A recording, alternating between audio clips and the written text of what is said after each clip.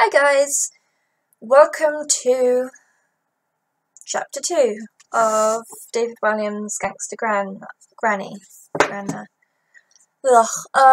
Yeah, college is taking its toll, as you can see.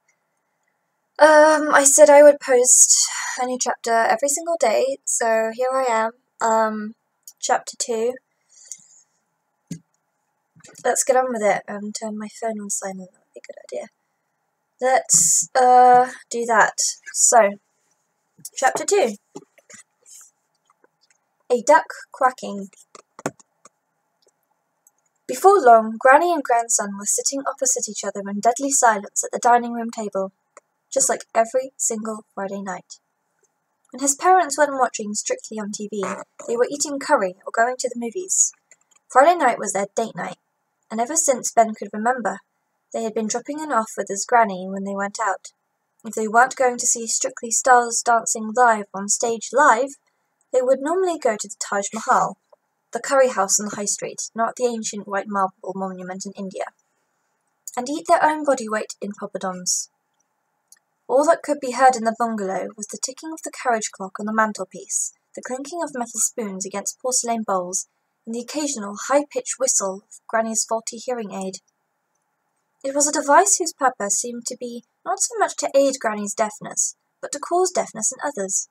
It was one of the many things that Ben hated about his granny. The others were: 1. Granny would always spit in the used tissue she kept in the sleeve of her cardigan and wipe her grandson's face with it. 2. Her TV had been broken since 1992,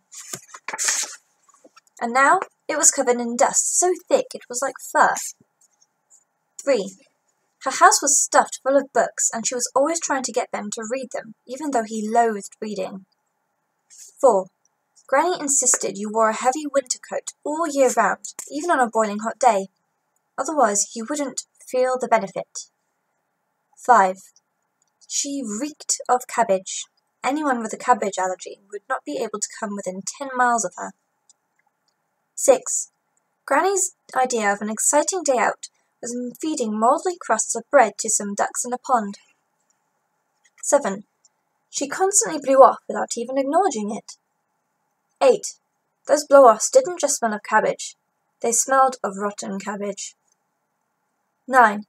Granny made you go to bed so early it seemed hardly worthwhile getting up in the first place.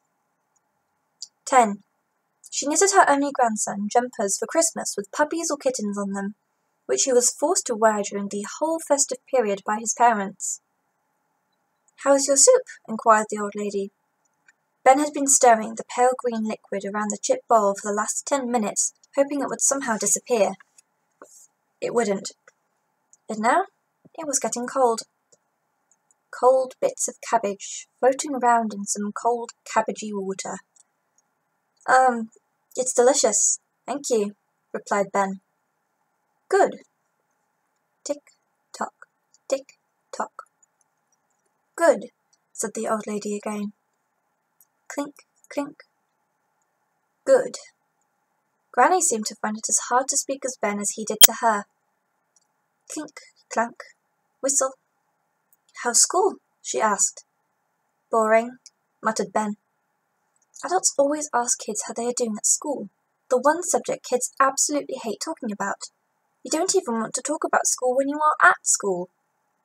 "Oh," said Granny. Tick, tock, clink, clunk, whistle, tick, tock. "Well, I must check on the oven," said Granny, after the long pause stretched out into an even longer pause. "I've got your favourite cabbage pie on the go." She rose slowly from her seat and made her way to the kitchen. As she took each step, a little bubble of wind puffed out of her saggy bottom. It sounded like a duck quacking. Either she didn't realize it, or was extremely good at pretending she didn't realize. Ben watched her go, and then crept silently across the room. This was difficult because of the piles of books everywhere. Ben's granny loved books, and always seemed to have her nose in one. They were stacked on shelves, lined up on windowsills, piled up in corners. Crime novels were her favourite. Books about gangsters, bank robbers, the mafia and the like. Ben wasn't sure what the difference between a gangster and a gangster was, but a gangster seemed much worse.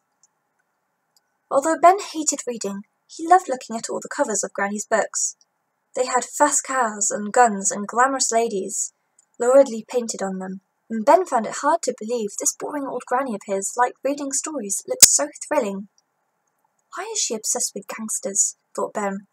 Gangsters don't live in bungalows. Gangsters don't play Scrabble. Gangsters probably don't smell of cabbage.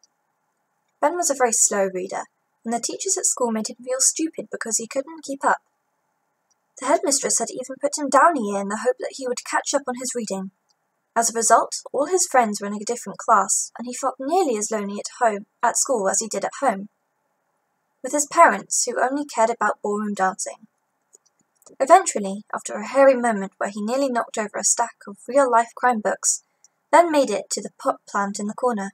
He quickly tipped the remainder of his soup into it. The plant looked as if it was already dying, and if it wasn't dead yet, Granny's cold cabbage soup was sure to kill it off. Suddenly, Ben heard Granny's bum squeaking again as she made her way into the dining room, so he sped back to the table. He sat there, trying to look as innocent as possible, with his empty bowl in front of him and his spoon in hand. "I finished my soup. Thank you, Granny.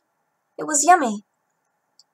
"That's good," said the old lady as she trundled back to the table carrying a saucepan on a tray. "I've got plenty more here for you, boy." Smiling, she served him up another bowl. Ben gulped in terror.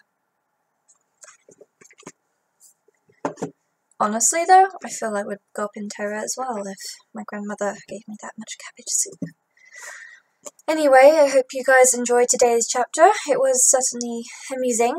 Like I said, tomorrow there will be another chapter. Tune in if you want to hear more.